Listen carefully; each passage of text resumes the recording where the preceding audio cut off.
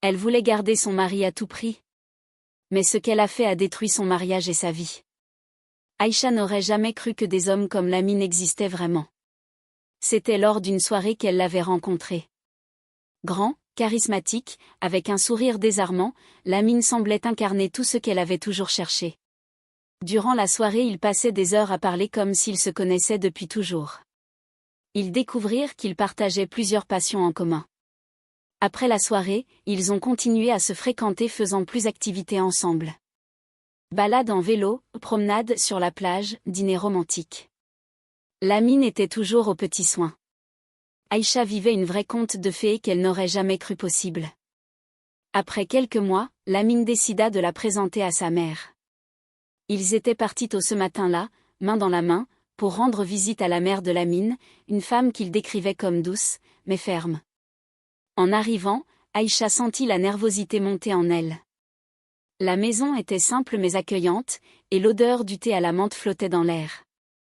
La mère de Lamine, une femme aux yeux perçants mais bienveillants, la scruta de la tête aux pieds avant de l'accueillir avec un sourire chaleureux. Après quelques minutes d'échange, Aïcha se sentit à l'aise, comme si elle parlait avec une tante qu'elle connaissait depuis toujours.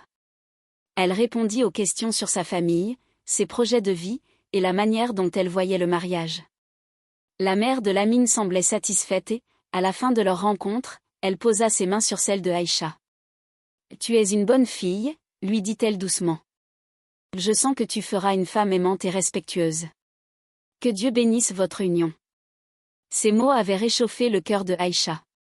Sur le chemin du retour, Lamine lui avait serré la main, un sourire sincère sur les lèvres. « Elle t'aime déjà », lui avait-il dit. Et ça, c'est rare. Après ce fut le tour de Aïcha de présenter Lamine à sa famille. Elle l'avait emmené chez ses parents un dimanche après-midi. Ses frères l'avaient d'abord observé avec une certaine méfiance comme le faisaient toujours les grands frères protecteurs, mais Lamine avait rapidement gagné leur respect avec sa façon polie de parler et son humour discret. Son père, un homme d'habitude, avait pris Lamine à part pour un échange privé, laissant Aïcha dans l'angoisse. Mais à son retour, son père avait simplement déclaré avec un sourire, « Il est bien. Traitez-vous avec respect et amour, c'est tout ce que je demande. » Sa mère, quant à elle, avait pris Aïcha dans ses bras pour lui prodiguer des conseils. « Dans le mariage, il y aura des hauts et des bas, ma fille. Ne cherche pas la perfection, cherche la paix. Sois respectueuse et mets la prière au sein de ton foyer. » La bénédiction de sa famille complétait un tableau presque parfait. Ayant tous deux reçu la bénédiction de leur famille, le mariage fut programmé. Quelques mois plus tard, un somptueux mariage a été célébré. Ils avaient dansé, ri, et partagé des moments précieux entourés de leurs proches. Chaque fois que Lamine croisait son regard, Aïcha se sentait aimée comme jamais auparavant. Les jours qui suivirent furent comme une lune de miel sans fin. La vie de couple dépassa même ses attentes. Chaque matin, Lamine la réveillait avec un doux baiser et une tasse de thé à la main. Il l'aidait à préparer le petit déjeuner et insistait pour débarrasser la table, disant que ce n'était pas juste que tout repose sur elle.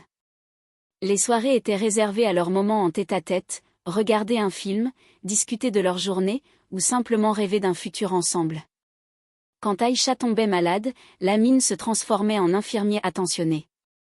Il insistait pour qu'elle reste au lit, préparait des soupes chaudes, et passait régulièrement pour vérifier si elle avait besoin de quelque chose. Parfois, elle plaisantait, « Tu me gâtes trop, tu sais. » Et il répondait toujours avec un sourire, « C'est mon devoir, et c'est un plaisir. » Ils parlaient de tout, même des petits détails insignifiants de leur journée. Un soir, alors qu'ils étaient allongés sur le canapé, il lui avait pris la main et dit, « Tu sais, je me sens chanceux de t'avoir. Avec toi, la vie semble plus légère. » Ces mots avaient résonné dans le cœur de Aïcha. Mais comme toute personne amoureuse, elle commença à développer une légère crainte. Ce bonheur était si parfait qu'elle ne pouvait s'empêcher de se demander si cela durerait. Elle se surprenait parfois à avoir peur que Lamine change ou qu'il s'éloigne.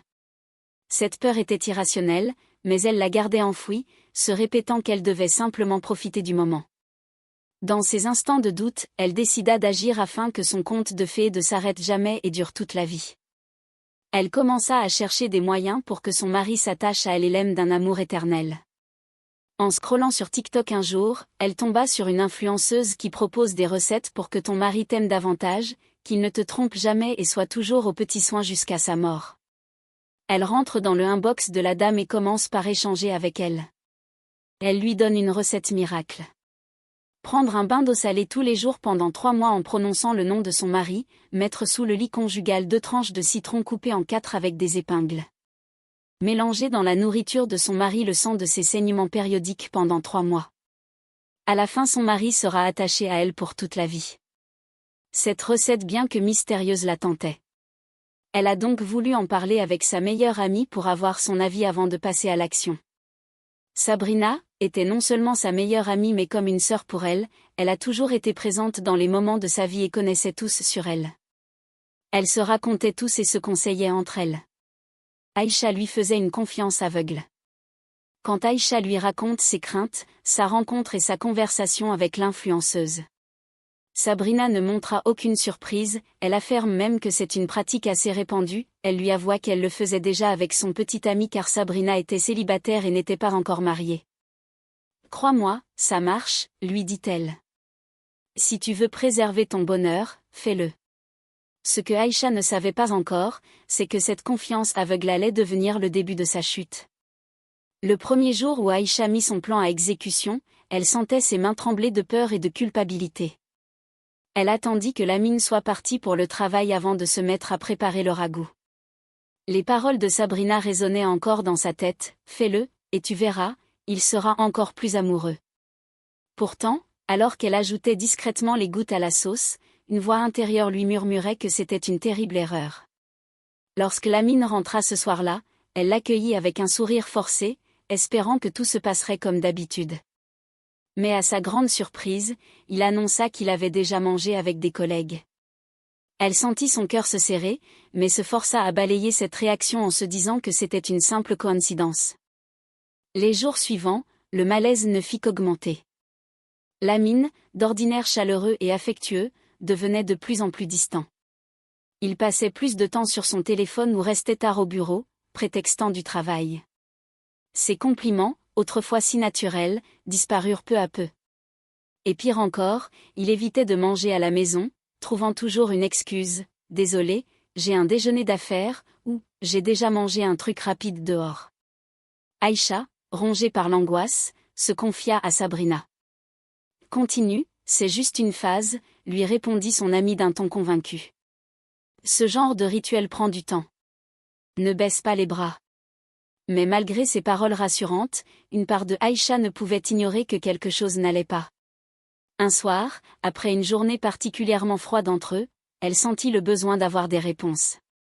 Alors que Lamine prenait sa douche, elle s'empara de son téléphone, ses mains moites à l'idée de fouiller dans ses affaires. Ce qu'elle y trouva la fit vaciller.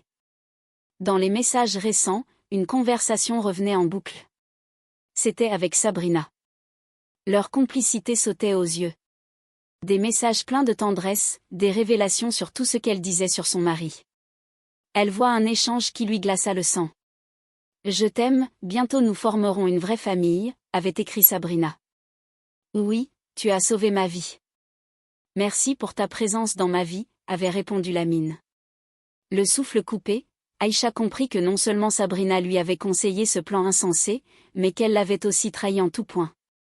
Non seulement elle avait tout raconté à Lamine, mais elle l'a également détourné d'elle. C'était elle, Sabrina, la véritable raison de l'éloignement de Lamine. Ce fut à cet instant que tout son monde s'écroula. Le poids de sa naïveté, de sa peur irrationnelle de perdre Lamine, et de la trahison de celle qu'elle considérait comme une sœur s'abattit sur elle. En un seul instant, elle réalisa qu'elle avait tout perdu. Mais plutôt que de le confronter immédiatement, elle reposa le portable exactement à sa place et fit semblant que tout allait bien. Cette nuit-là, elle n'arriva pas à fermer l'œil. Les mots qu'elle avait lus tournaient en boucle dans son esprit, la trahison de Sabrina, les doutes de Lamine, et cette révélation dévastatrice qu'il savait tout de son plan. Elle envisagea de tout raconter à sa mère dès le lendemain, mais elle ignorait encore qu'elle n'aurait pas le temps de prendre cette décision. Au petit matin, alors qu'elle préparait mentalement son discours pour se confier à sa famille, Lamine prit les devants. Il lui annonça qu'il avait convoqué une réunion familiale pour discuter de quelque chose de grave. Aïcha sentit une boule d'angoisse se former dans son estomac, mais elle n'eut pas le courage de lui poser des questions. Elle se contenta d'obéir, comme si elle anticipait déjà le naufrage qui allait suivre. Dans le salon de la maison familiale, il y avait ses parents, ses frères, et même quelques tantes étaient présents, leurs visages empreints de curiosité. Lamine, habituellement si calme et posé, semblait tendu mais déterminé. Il prit la parole d'un ton grave, presque accusateur. « Je suis désolé de devoir parler de ça devant tout le monde, mais je ne peux pas garder cela pour moi. Ce mariage ne peut plus continuer, » annonça-t-il en regardant Aïcha, qui baissait les yeux, pétrifiée. J'ai découvert que Aïcha a tenté de me manipuler de la manière la plus malsaine possible. Elle a suivi des pratiques dangereuses en ajoutant des substances. Il marqua une pause, cherchant ses mots. De son propre corps dans ma nourriture.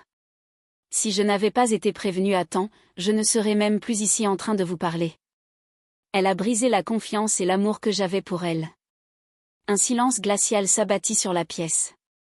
Les parents d'Aïcha échangèrent des regards, choqués, tandis que ses frères fronçaient les sourcils, incrédules.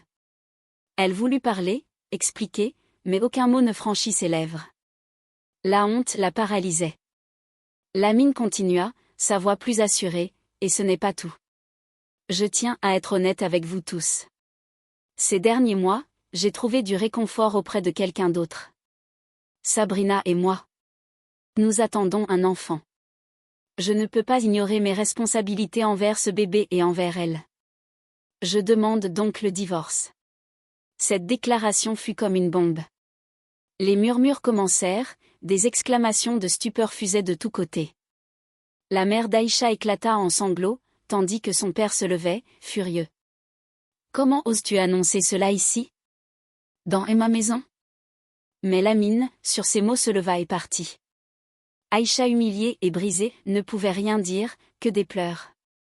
Elle a dû signer le divorce et retourna chez ses parents.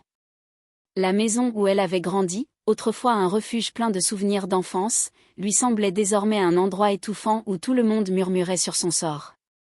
Ses tantes essayaient de la réconforter, mais leurs paroles résonnaient comme des reproches déguisés. « Ma fille, pourquoi as-tu fait ça ?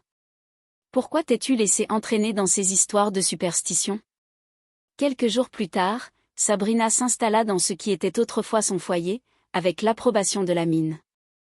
Lamine et Sabrina vivaient maintenant leur vie, tandis qu'elle n'était qu'une ombre d'elle-même. Les jours passèrent, elle semblait toucher le fond. Inquiète pour sa santé mentale, sa mère insista pour qu'elle consulte un psychologue. Au début, Aïcha résistait. Elle pensait qu'il n'y avait plus rien à sauver, qu'aucune thérapie ne pourrait réparer son cœur brisé. Mais après des semaines de pleurs et d'insomnie, elle accepta. Lentement, avec l'aide du thérapeute, elle commença à voir les choses autrement et à reprendre sa vie. Elle comprit que son besoin de contrôle sur Lamine venait de ses propres insécurités, de sa peur irrationnelle de ne pas être assez pour lui. Elle réalisa également qu'elle avait donné trop de pouvoir à Sabrina, aveuglée par une confiance mal placée. Elle se replongea dans des projets qu'elle avait laissés de côté depuis son mariage. Elle apprit à méditer, et surtout, elle commença à s'aimer pour ce qu'elle était, à pardonner le passé et vivre pour elle-même. Les souvenirs de Lamine et Sabrina sont désormais derrière elle. Quelques mois plus tard, Sabrina donne naissance à des jumeaux dont l'un n'a pas pu survécu à la naissance. Ainsi prend fin cette histoire. À l'endroit des couples mariés. Le couple d'Aïcha et Lamine semblait parfait en surface, bâti sur des moments de bonheur partagés et des gestes tendres. Mais en se concentrant uniquement sur ce qui les rendait heureux, ils ont négligé l'essentiel, parler de leurs peurs, de leurs doutes et des insécurités qui habitent chaque cœur humain. La communication ne doit pas se limiter aux moments de bonheur ou aux compliments, partager ses faiblesses crée un espace de confiance et permet au couple de se soutenir mutuellement dans les moments difficiles. Un amour durable se construit au-delà de l'illusion du parfait. Cela demande du travail, de la prière pour certains, et une volonté de grandir ensemble face aux défis. La peur qu'a ressentie Aïcha de perdre son mari provient souvent d'un manque de confiance en soi et en sa capacité à être une source de bonheur pour son partenaire. En cultivant l'amour-propre, on devient un partenaire plus fort et plus épanoui, capable de donner sans craindre de perdre. Lorsque l'on doute de soi, on finit par douter des intentions de l'autre. Mais l'amour ne se force pas, il se nourrit de confiance mutuelle et d'acceptation de soi. En travaillant sur sa propre confiance, on renforce indirectement la relation, car un partenaire confiant inspire confiance. À l'endroit des femmes mariées. Cultivez une relation spirituelle et émotionnelle avec votre mari. Un mariage solide ne repose pas uniquement sur l'euphorie ou les gestes romantiques. Il faut une base spirituelle, par exemple, la prière ou des valeurs communes, et une véritable compréhension émotionnelle. Ces piliers vous aideront à affronter les moments difficiles. Fixez des limites dans vos relations amicales. L'histoire de Sabrina montre qu'une amitié mal définie peut devenir toxique et nuire à votre mariage. C'est de votre responsabilité de protéger l'intimité de votre mariage en gardant certains détails privés et en observant attentivement les comportements de vos proches.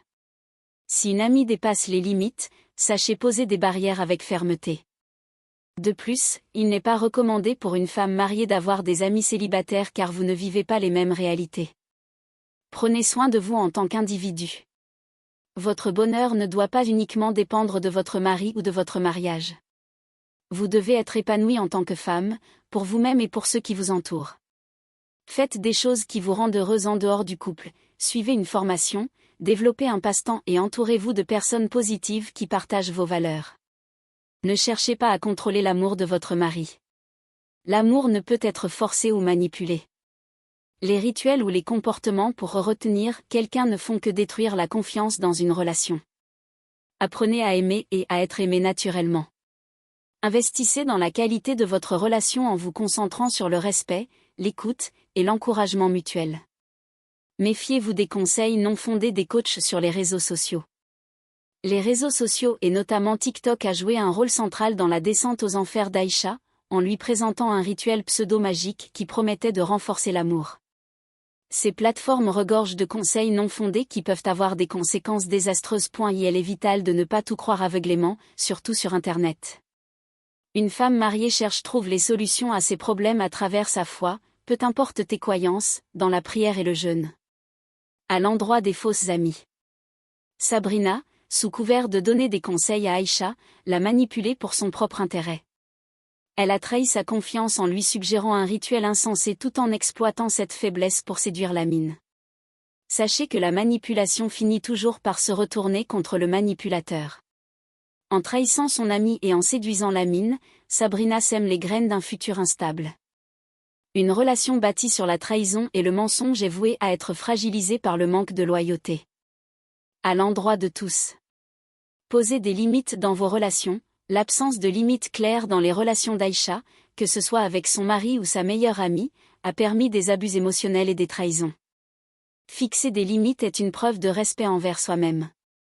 Préparez-vous avant d'entrer dans le mariage est une autre école, préparez-vous avant d'y entrer. Soyez conscient des choix que vous faites. Faites à l'autre ce que vous auriez aimé qu'il fasse pour vous. Enfin, développez votre résilience, malgré la trahison, l'humiliation publique et la dépression, Aïcha a trouvé en elle la force de se reconstruire. Chaque épreuve peut être une opportunité de croissance. Même lorsque tout semble perdu, il est possible de se relever et de retrouver une vie épanouie. La résilience d'Aïcha est un message d'espoir pour tous ceux qui traversent des situations similaires. À travers cette histoire, prenez un moment pour réfléchir à vos propres relations et à ce que vous valorisez le plus. Dites-nous en commentaire ce que cette histoire vous inspire. N'oubliez pas de partager, de vous abonner, c'est totalement gratuit et ça nous encourage. Activez la cloche pour ne rien manquer de nos publications. Merci et à bientôt pour plus d'histoires vraies et inspirantes.